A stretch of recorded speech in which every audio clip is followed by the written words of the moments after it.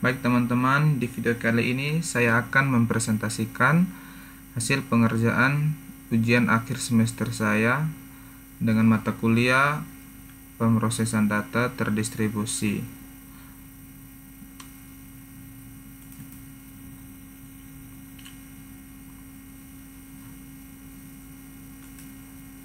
Perkenalkan, nama saya Hanif Waidi Johar Caniago, NIM 21120217 kelas D. Baik, di sini saya akan menjawab 5 soal,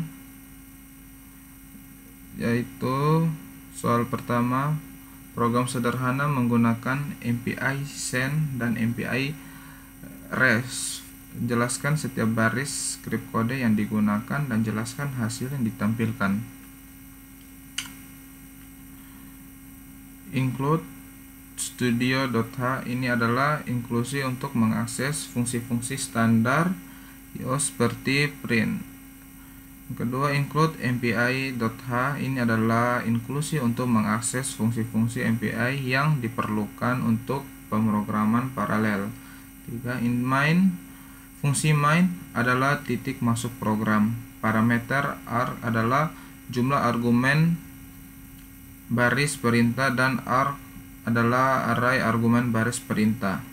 Keempat, in myRank, deklarasi variabel myRank untuk menyimpan peringkat rank proses saat ini. MPI status, variabel status digunakan untuk menyimpan informasi status saat menerima pesan. Deklarasi array A dengan kapasitas menyimpan 100 elemen bertipe double. Array ini digunakan untuk mengirim dan menerima data. 7. MPI init, inisialisasi lingkungan MPI ini harus dipanggil di awal program sebelum menggunakan fungsi-fungsi MPI lainnya. 8. MPI comRank, fungsi ini digunakan untuk mendapatkan peringkat rank dari proses saat ini dalam komunikator MPI comWord dan menyimpannya dalam variabel myRank. 9. Kondisi if else, program ini memiliki dua kondisi, yaitu jika myRank adalah 0 atau 1. Jika myRank adalah 0, maka proses tersebut akan menjalankan MPI send untuk mengirim array A dengan panjang 100 elemen bertipe data double ke peringkat 1 dengan tag 17 dalam komunikator MPI comWord. Jika myRank adalah 1, maka proses tersebut akan menjalankan MPI res untuk menerima data yang dikirimkan oleh peringkat 0 dalam array A. Perlu diingat bahwa tag yang digunakan harus sesuai dengan tag yang digunakan oleh pengirim, atau dalam hal ini tag adalah 17. MPI finalis, fungsi ini digunakan untuk menyelesaikan lingkungan MPI sebelum program berakhir. Terakhir, return 0 ini adalah nilai yang dikembalikan oleh fungsi main menunjukkan bahwa program berakhir dengan sukses. Berikut adalah hasil input dan output. Pada nomor 1, program ini mengirimkan data dari satu proses ke proses lain dalam komunikator MPI comWord. Data dikirim menggunakan MPI send dari peringkat 0 ke peringkat 1 dan diterima dengan MPI res oleh peringkat 1. Program ini adalah contoh sederhana dari komunikasi antar proses dalam pemrograman paralel dengan menggunakan MPI. Kita masuk soal yang nomor 2. Buatlah program sederhana untuk membedakan point-to-point communication antara pengguna explicit synchronization dan implicit synchronization. Jelaskan setiap baris skrip kode yang digunakan dan jelaskan hasil yang ditampilkan serta perbedaan antara penggunaan explicit synchronization dan implicit synchronization.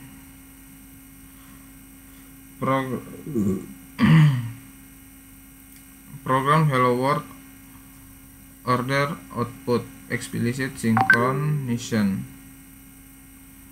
Ini kurang lebih ini seperti pada umumnya menggunakan studio.h, mpi.h, insights, inmind. Sini yang membedakan pada MPI barrier. Fungsi ini digunakan untuk mensinkronkan semua proses dalam komunikator MPI COM-word. Setiap proses akan menunggu hingga semua proses telah mencapai titik ini sebelum melanjutkan eksekusi. Dalam blok if myRank, setiap proses hanya mencetak pesan hello world jika nilai i sama dengan peringkat myRank, sehingga setiap proses hanya mencetak pesan sekali. Program ini digunakan untuk menunjukkan koordinasi antar proses dengan MPI barrier. Setiap proses akan mencetak pesan hello world dengan menyertakan peringkat dan jumlah total proses dalam komunikator MPI COM-word.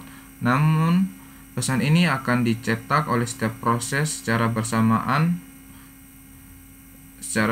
setelah semua proses mencapai MPI barrier, sehingga menghasilkan output yang terkoordinasi antar proses. Begitu, ini adalah hasil outputnya, termasuk di program hello world order output implicit synchronization. Kurang lebih sama juga seperti di atas, menggunakan seperti pada umumnya include studio.h, mpi.h, in myRank. Terus ini ada MPI status. Variabel status digunakan menyimpan informasi status saat menerima pesan. MPI init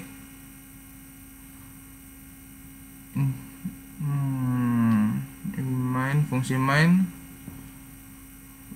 main di sini ada inmind. Fungsi main adalah titik masuk program, parameter adalah jumlah argumen baris perintah, dan adalah array argumen baris perintah. Insights myRank deklarasi variabel size untuk menyimpan jumlah total proses dalam komunikator myRank untuk menyimpan peringkat rank proses saat ini, dan flag untuk menyimpan pesan yang akan ditransfer. MPI status, variabel status digunakan untuk menyimpan informasi status saat menerima pesan. MPI init, inisialisasi lingkungan MPI ini harus dipanggil di awal program sebelum menggunakan fungsi-fungsi MPI lainnya.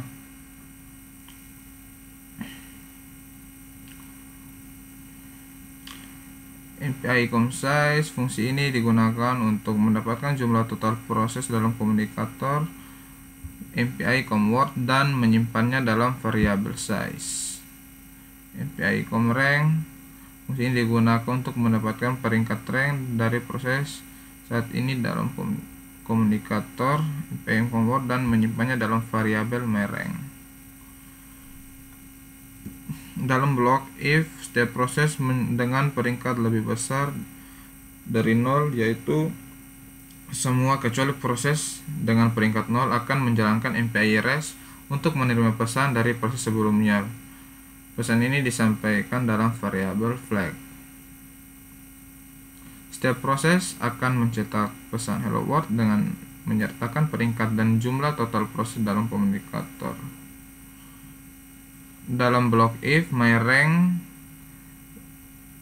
setiap proses dengan peringkat lebih kecil dari jumlah total proses 1 akan menjalankan MPI send untuk mengirim pesan ke proses berikutnya. MPI finalis, fungsi ini digunakan untuk menyelesaikan lingkungan MPI sebelum program berakhir.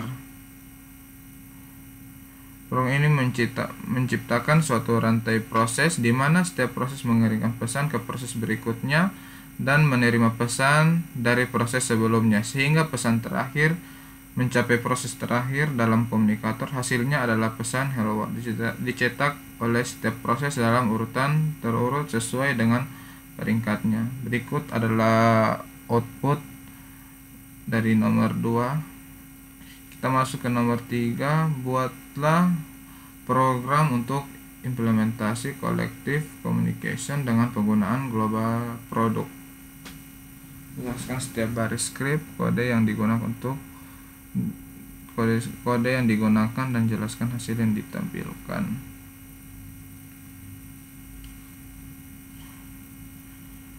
Di sini kurang lebih sama seperti di atas, menggunakan studio.h, mpi.h, inmy, inrank, insource, result root. Di sini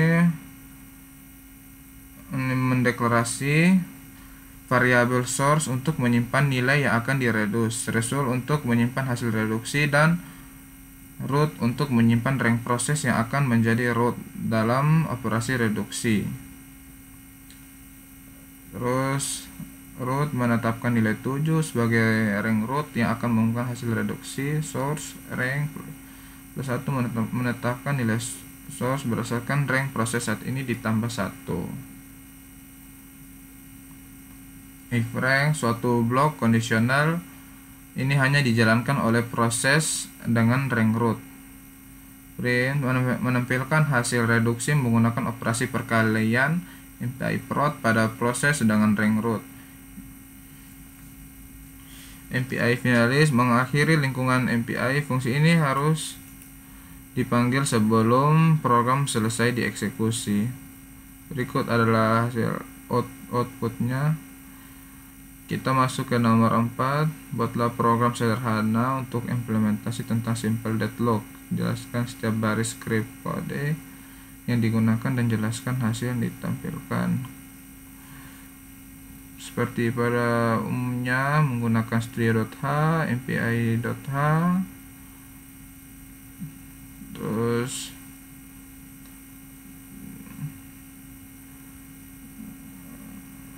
sini ya, menetapkan nilai 7 sebagai rank root yang akan mengumpulkan hasil reduksi. Source rank plus 1 menetapkan nilai source berdasarkan rank proses saat ini ditambah 1.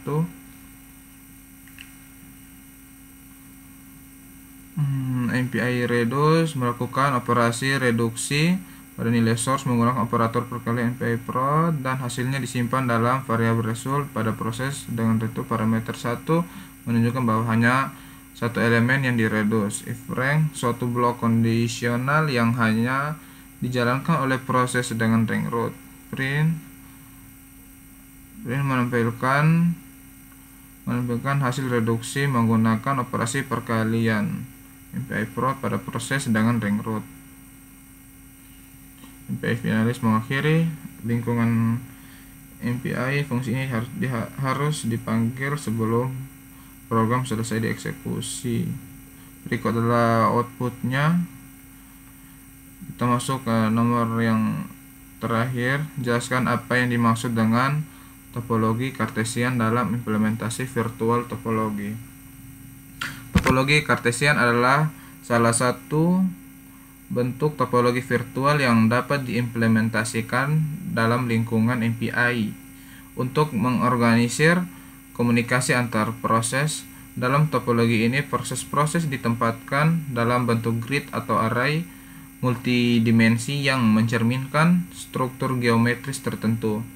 Setiap proses memiliki koordinat unik dalam grid tersebut. Pada dasarnya, topologi kartesian memberikan cara untuk mengorganisir proses-proses dalam bentuk grid dimensi, di mana n adalah jumlah dimensi. Setiap dimensi dapat memiliki ukuran tertentu dan dapat mempresentasikan suatu dimensi ruang dalam aplikasi paralel. Sebagai contoh, sebuah grid 2D dapat mempresentasikan matriks dan sebuah grid 3D dapat mempresentasikan ruang 3 dimensi.